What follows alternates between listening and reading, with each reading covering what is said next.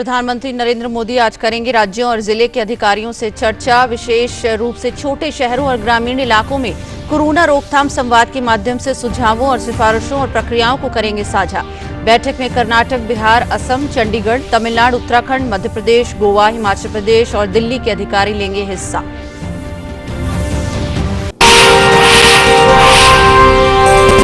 देश में कोरोना से नए संक्रमितों के मामलों में लगातार गिरावट जारी। पिछले 24 घंटों में आए 2,63,000 मरीज, वहीं 4,22,000 से अधिक ने दी कोरोना को मात। देश में कल 4,329 लोगों की कोरोना से हुई मृत्यु। टीकाकरण का काम भी तेजी से जारी। अब तक 18 करोड़ 44 लाख से अधिक वैक्सीन की डोज दी गई। चक्रवाती तूफान ताउते गुजरात तट को पार करने के बाद लगातार हो रहा है कमजोर।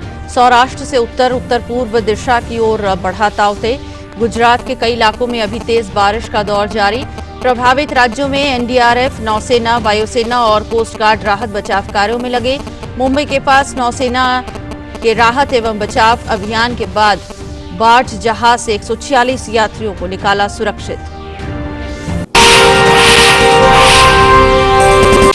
तीर्थ स्थल श्री बद्रीनाथ धाम के कपाट आज सुबह धार्मिक विधि विधान के साथ खोले गए।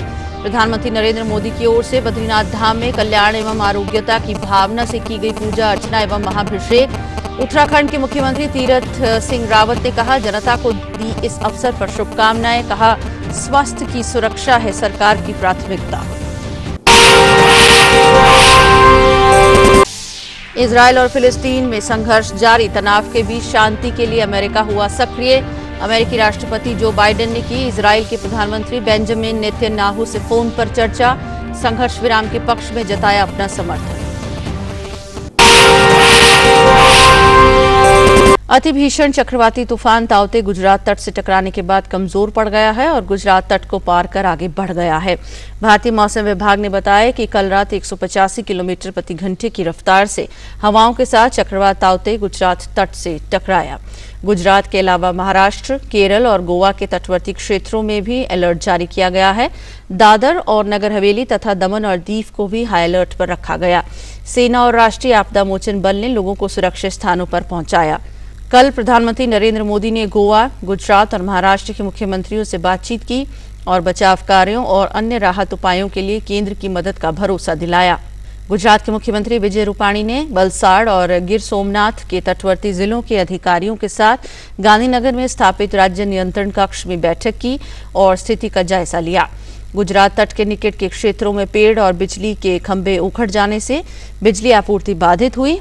गिर सोमनाथ, अमरेली, जूनागढ़ और भावनगर के तटवर्ती जिलों में एहतियाती उपाय के तौर पर बिजली आपूर्ति काट दी गई थी। तेज हवाएं चलने के कारण पेड़ उखड़ गए और स्थानीय रेल सेवाएं भी बाधित हुई। भीषण चक्रवाती तूफान ताउते की वजह से कल महाराष्ट्र में कई स्थानों पर बड़े पैमाने पर तबाही हुई। रत्नागिरी, सिंधुदुर्ग और रायगढ़ तटीय इलाकों में काफी नुकसान हुआ है। चक्रवाती तूफान की वजह से रत्नागिरी के 3,600 गांवों में बिजली आपूर्ति बाधित हुई।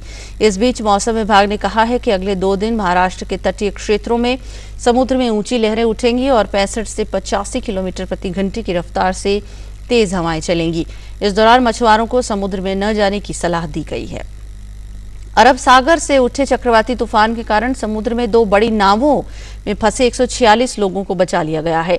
सोमवार को नौसेना ने इन लोगों को बचाने का अभियान शुरू किया था, जो रात भर चला।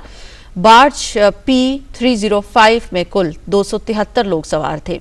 इसमें फंसे लोगों को बचाने के लिए INS कोच्चि और INS कोलकाता युद्ध नौका के साथ दूसरी सपोर्ट वेसल की मदद ली जा रही है। बता दें कि चक्रवात के कारण मुंबई के हीरा ऑयल फील्ड्स तट से नौका P305 दूर चली गई थी। पश्चिम बंगाल में चुनाव के बाद भी सियासत का पारा हाई है। इस बार मामला जुड़ा है नारदा केस से।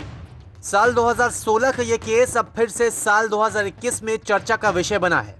इस केस की जांच का जिम्मा सीबीआई पर है और सीबीआई की ओर से जो कार्रवाई की गई है उसी को लेकर सियासत में पारा चढ़ गया। इस मामले में सीबीआई ने फरहाद हाकिम, जो कि कैबिनेट मंत्री हैं पश्चिम बंगाल के, सुब्रत मुखर्जी, मदन मित्रा और शोभन चटर्जी पर शिकंजा कसा है। गिरफ्तारी के बाद कोलकाता के निजाम पैलेस, जहां सीबीआई का दफ्तर है, वहां टीएमसी नेताओं का जमावड़ा लगने लगा और खुद ममता बनर्जी भी पहुंच गई। आरोप यह है कि राजनीतिक द्वेष को लेकर यह कार्रवाई की गई है, लेकिन सीबीआई का यह कहना है कि कार्रवाई कोर्ट के आदेश पर की गई है। खैर, कार्रवाई जैसे भी और जिस तरीके से की गई हो, राजनीति इस पर खूब हो रही है।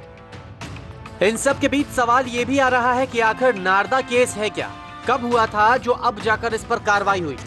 सिलसिलेवार तरीके से हम आपको बताते हैं। साल 2016 में विधानसभा चुनाव से ठीक पहले नारदा स्टिंग सामने आया था। नारदा पोर्टल के संपादक और एमडी सैमुअल ने स्टिंग वीडियो का प्रसारण किया था। स्टिंग वीडियो में टीएमसी के कई नेताओं को ऑन कैमरे घूस लेता दिखाया गया। वीडियो में नजर आए नेताओं में सांसद और मंत्री भी शामिल थे।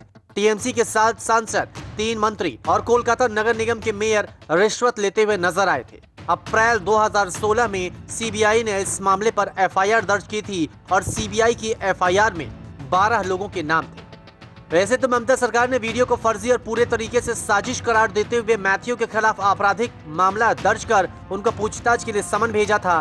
बाद में कोलकाता हाई कोर्ट से मैथ्यू को राहत मिली। फॉरेंसिक जांच में वीडियो को सही भी पाया गया। वीडियो में मुकुल रॉय 20 लाख रुपए, सुब्रत मुखर्जी 5 लाख रुपए, सुल्तान अहमद 5 लाख रुपए, सौगत राय 5 लाख रुपए, शोवन चटर्जी 5 लाख रुपए, मदन मित्रा 5 लाख रुपए, इकबाल अहमद 5 लाख रुपए, फरहाद हाकिम 5 लाख रुपए, शुभेंदु अधिकारी 4 लाख रुपए, काकोली घोष 4 लाख रुपए और प्रसून बनर्जी 4 लाख रुपए लेते हुए नजर आए।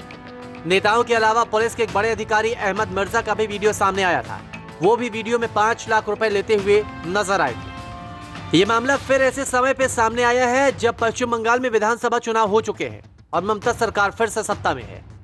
ये तो साफ दिखता है कि सीबीआई ने जिस तरह से मौजूदा गिरफ्तारियां की है, उससे ये मामला तूल पकड़ने वाला है।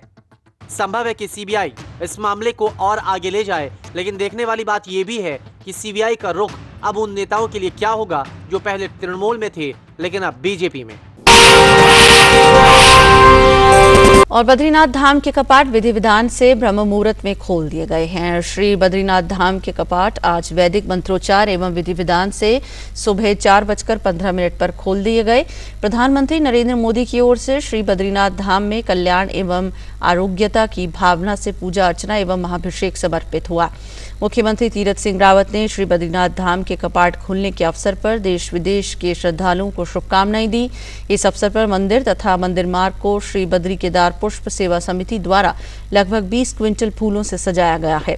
कोरोना संक्रमण को देखते हुए सरकार ने 4 धाम यात्रा फिलहाल स्थगित की हुई है, लेकिन धामों के कपाट निर्धारित कार्यक्रम के अनुसार ही खोले जा रहे हैं। कोरोना संक्रमण के चलते इस अवसर पर सिर्फ मुख्य पुजारी, वेद पाठियों के अलावा देवस्थानम बोर्ड के कुछ कर्मचारी ही मौजूद रहे। 4 धामों में से श्री यमुनोत्री धाम के कपाट 14 मई को, श्री गंगोत्री धाम के 15 मई को, श्री केदारनाथ धाम के कपाट 17 मई को खुल चुके हैं। आज सप्ताह के दूसरे कारोबारी दिन में मिले जुले वैश्विक संकेतों के बीच घरेलू शेयर बाजार में शानदार तेजी देखने को मिल रही है। आज के कारोबार में निफ्टी ने 15,000 का स्तर पार कर लिया है, वहीं सेंसेक्स भी 50,000 के स्तर को पार करके आगे निकल गया है। कारोबार में सेंसेक्स में 600 अंकों की तेजी है और ये 50,180 के स्तर पर ट्रेड कर रहा है। वहीं निफ्टी में 184 अंकों की तेजी है और ये 15,107 के स्तर पर ट्रेड कर रहा है।